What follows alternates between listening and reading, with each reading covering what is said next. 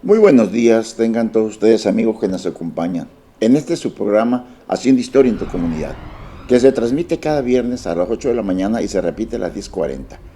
Nos encontramos transmitiendo en este su canal de televisión Mega Canal, desde la ciudad de Los Mochis, donde las palmeras alcanzan el cielo y se mecen borrachas de sol. También es la puerta de entrada del Cañón del Cobre y la ciudad más progresista del noroeste de la República Mexicana. Es una de las mejores ciudades y más hermosas de todo lo que es esta región. También es uno de los graneros de México y solo nos quedan los últimos vestigios materiales de los colonos que se han ido borrando con el tiempo, pero permanece esta dinámica ciudad de Los Mochis que perpetúa al hombre de aquellas tierras, donde los norteamericanos sembraron la semilla de este magnífico fruto que hoy estamos presenciando. Esta es nuestra hermosa ciudad de Los Mochis. Hoy tenemos el tema Historia de la Batalla de Puebla.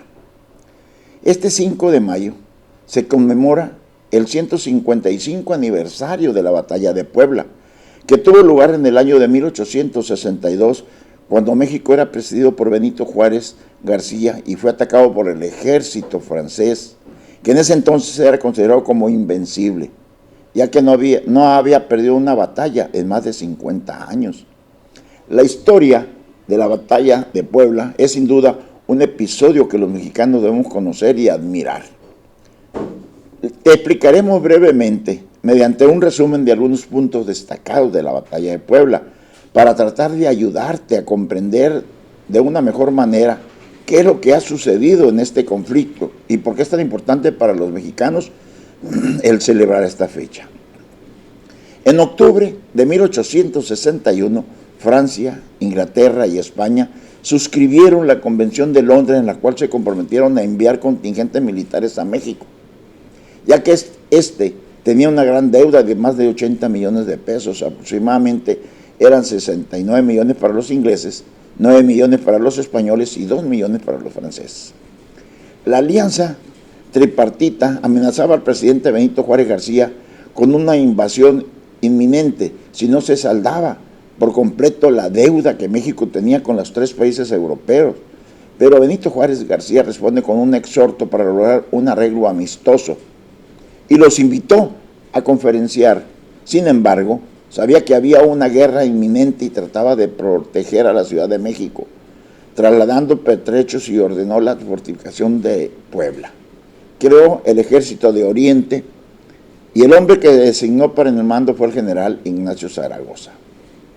En un principio, la alianza tripartita aceptó el llamado al diálogo de Benito Juárez y sus representantes se reunieron con Manuel Doblado, ministro de Relaciones Exteriores del gobierno mexicano, quien consiguió que Juan Prim, representante español, y Lord Russell por Inglaterra se retiraran.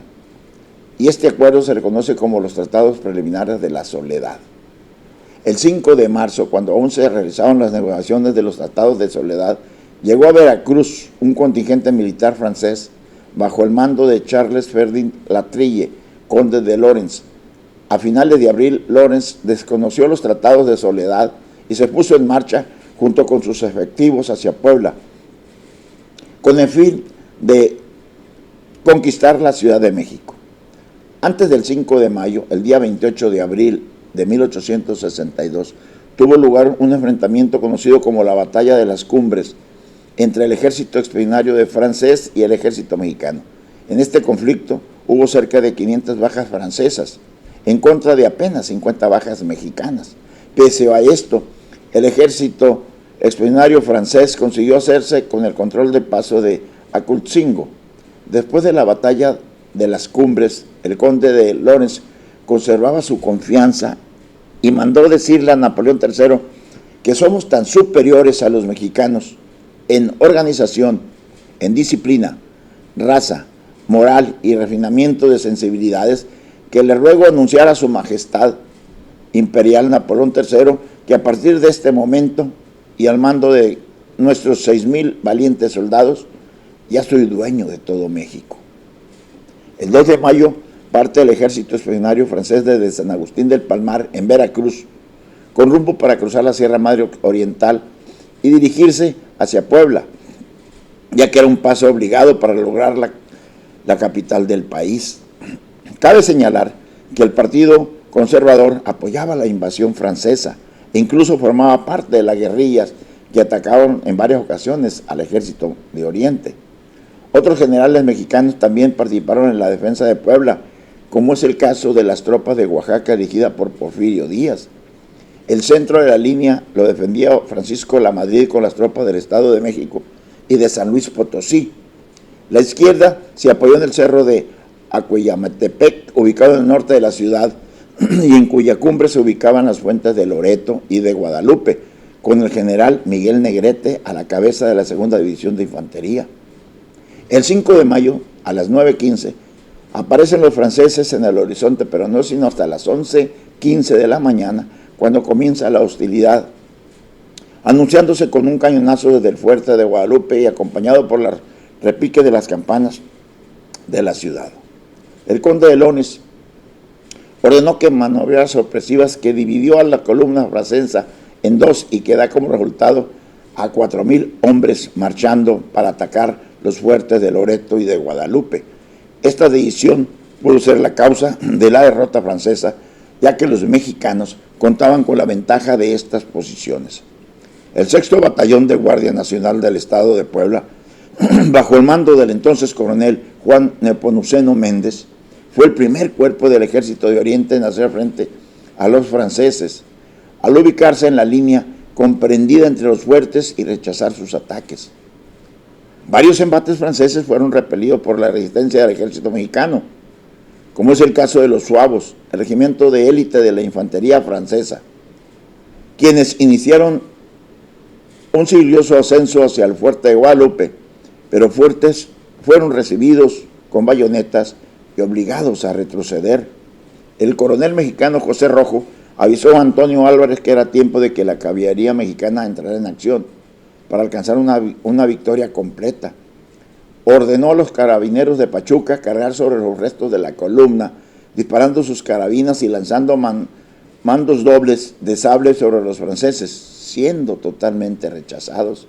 A las 2:30 de la tarde, cuando los mexicanos empezaban a vislumbrar la victoria, Lawrence se dispuso a lanzar el último asalto, dirigiendo a los cazadores de Vicens y al regimiento de Suavos hacia Guadalupe.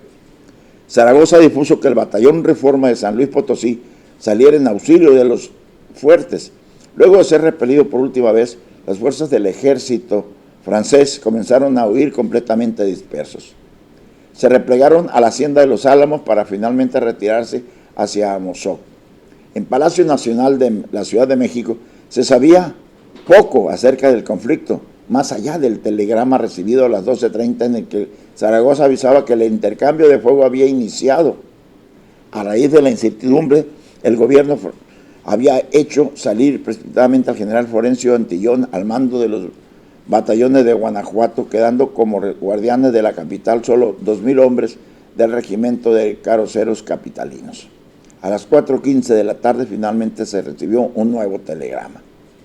Sobre el campo, a las 2:30, 2 horas y media, nos hemos batido. El enemigo ha arrojado multitudes de granadas. Sus columnas sobre el cerro de Loreto y Guadalupe han sido rechazadas y seguramente atacó con 4,000 hombres.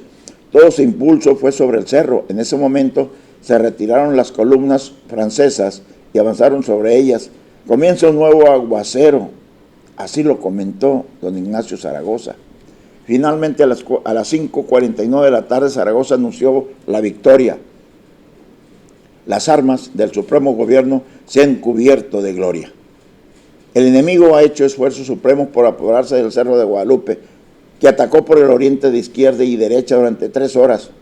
Fue rechazado 3 veces en su completa dispersión y en estos momentos está formado en batallas fuera de más de 4,000 hombres frente al Cerro de Guadalupe. Fueron del tiro, no los bato. ¿Cómo desearía? Porque el gobierno sabe que no tengo para ello la fuerza bastante.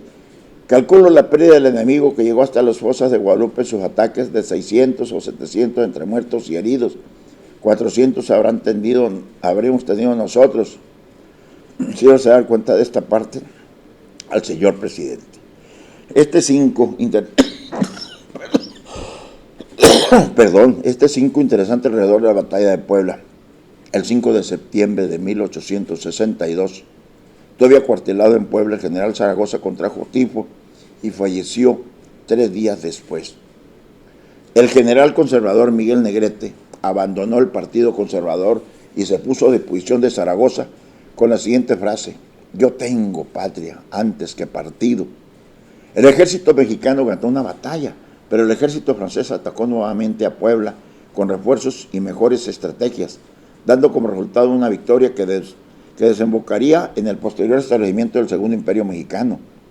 Benito Juárez se vio obligado a moverse y a otras ciudades, pues los franceses estaban en constantes acechos.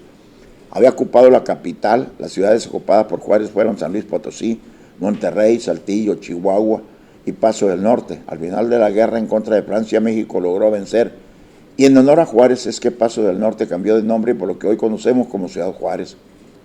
Los franceses se retiraron incondicionalmente del país en 1867. Muchísimas gracias por su atención. Nos vemos el próximo viernes.